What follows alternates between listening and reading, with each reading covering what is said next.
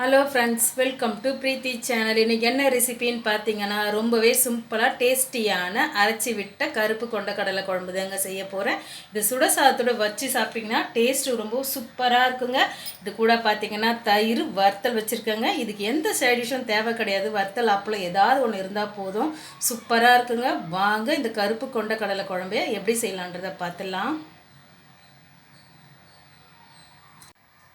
கொண்டக்கடலை குழம்பு செய்கிறதுக்கு பார்த்தீங்கன்னா 150 கிராம் கருப்பு கொண்டக்கடலை எடுத்திருக்கேன். இது ஓவர் நைட் ஊற வச்சுருக்கேன். இதை வாஷ் பண்ணிவிட்டு தான் நான் ஊற வச்சுருக்கேன். இதில் லைட்டாக உப்பு சேர்த்துட்டு இதை 4 விசில் வச்சு எடுத்துக்கலாம். உப்பையும் சேர்த்தாச்சு. இதை க்ளோஸ் பண்ணிடலாம். இப்போ ஸ்டவ்வில் வச்சிடலாம். இதை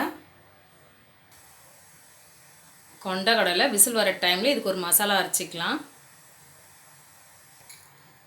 மசாலா வறுக்கிறதுக்கு இப்போ கடாய் வச்சாச்சு. 2 டேபிள் ஸ்பூன் அளவுக்கு வர கொத்தமல்லி சேர்த்துக்கிறேன். 1/2 ஸ்பூன் அளவுக்கு வெந்தயம் சேர்த்துக்கிறேன். 1/2 ஸ்பூன் அளவுக்கு ஜீரகம் சேர்த்துக்கலாம். 1/2 ஸ்பூன் அளவுக்கு மிளகையும் சேர்த்துக்கிறேன். 1 ஸ்பூன் அளவுக்கு எண்ணெய் சேர்த்துட்டு இதை கருகாமல் வறுத்துக்கலாம். இது கூடவே 6 வரமிளகாவையும் சேர்த்துக்கிறேன். இதை நல்லா பொன்னிறமாக வறுத்து பிளேட்டுக்கு எடுத்துக்கலாம். மசாலா பார்த்திங்கன்னா வறுபட்டுடுச்சு. இதை நம்ம ஒரு பிளேட்டுக்கு மாற்றிக்கலாம். அதே கடாயில் ஒரு 20 சின்ன வெங்காயத்தை சேர்த்துக்கிறேன். உரிச்ச பூண்டை ஒரு 8 பல்லு சேர்த்துக்கிறேன். எண்ணெயிலே வதங்கி வரட்டும். பூண்டு வெங்காயம் இந்த அளவுக்கு வதங்கின பிறகு பெரிய தக்காளியை ஒன்று கட் பண்ணி வச்சுருக்கேன். இதோட சேர்த்துக்கிறேன். தக்காளி எண்ணெயிலே வதங்கி வரட்டும். இது கூடவே 2 டேபிள் ஸ்பூன் அளவுக்கு தேங்காய் துருவல் சேர்த்துக்கிறேன். தேங்காய் துருவல் உங்கள் விருப்பம்தான். விருப்பப்பட்டால் சேர்த்துக்கணும், இல்லைன்னா வேணான்னா ஸ்கிப் பண்ணிக்கலாம். எண்ணெயிலே 1 நிமிஷத்துக்கு அப்படியே வதங்கி வரட்டும். தக்காளி வெங்காயம் நல்லா வதங்கிடுச்சு. இப்போ நம்ம ஸ்டவ் ஆஃப் பண்ணிடலாம். இதை ஆறட்டும். கடலை குழம்புக்கு காய்கறிக்குன்னு பார்த்தீங்கன்னா ஒரு உருளைக்கிழங்கு எடுத்திருக்கேன். ஒரு 3 கத்திரிக்காய் எடுத்திருக்கேங்க. சின்ன சின்ன துண்டு பார்த்தீங்கன்னா முருங்கைக்காய் ஒரு 7 பீஸ் எடுத்திருக்கேன். பெரிய நெல்லிக்காய் சைஸ் புளி அளவு எடுத்து இந்த மாதிரி கரைச்சி புளி கரைச்சல் எடுத்து வச்சாச்சு. இப்போ நம்ம தாளிக்க ஆரம்பிச்சிடலாம். குழம்பு தாளிக்கிறதுக்கு முன்னாடி ஃபஸ்ட்டு நம்ம வறுத்து வச்ச ஸ்பைசஸ்லாம் பொடி பண்ணிக்கலாம். ஃபஸ்ட்டு பார்த்தீங்கன்னா மிளகு, சீரகம், தனியா, வரமிளகாவை ஃபஸ்ட்டு பொடி பண்ணி எடுத்துகிட்டு வந்துடுறேன்.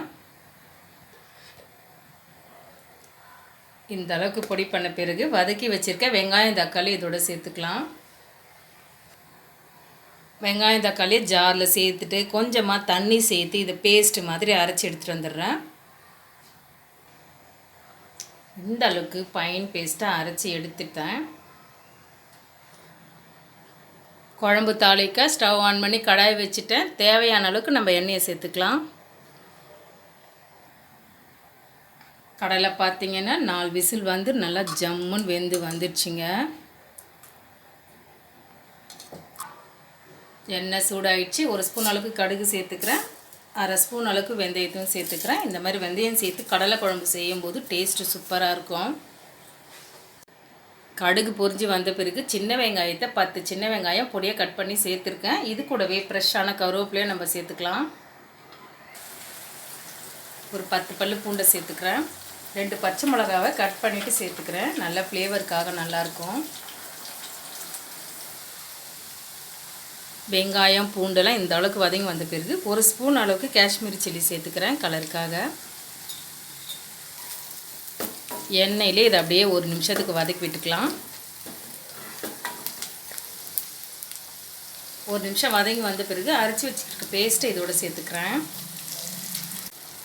ஜாரில் கொஞ்சமாக தண்ணி சேர்த்து இதில் சேர்த்துக்கிறேன். நம்ம கடலை வேக வச்சுருக்கோம், அந்த தண்ணியும் இருக்குது, சேர்க்கணும். பார்த்து தண்ணி சேர்த்துக்கலாம். மசாலாவோட பச்சை வாசனை போகிற வரைக்கும் அப்படியே கொதித்து வரட்டும். கடலை குழம்புக்கு தேவையான உப்பையும் சேர்த்துடலாம். கடலை வேக வைக்கும்போது கொஞ்சமாக உப்பு சேர்த்துருக்கோம், நம்ம பார்த்துட்டு சேர்த்துக்கலாம்.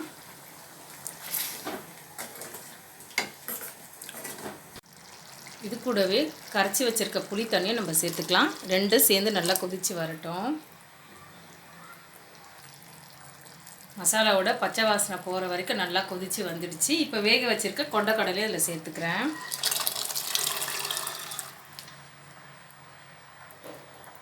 இதுக்கு மேலே கட் பண்ணி வச்சுருக்க காய்கறிகளை நம்ம சேர்த்துடலாம்.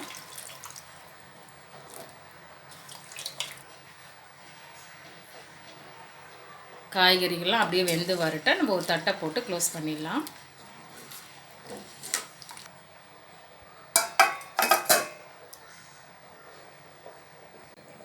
குழம்ப ஓப்பன் பண்ணி பார்த்துடலாம்.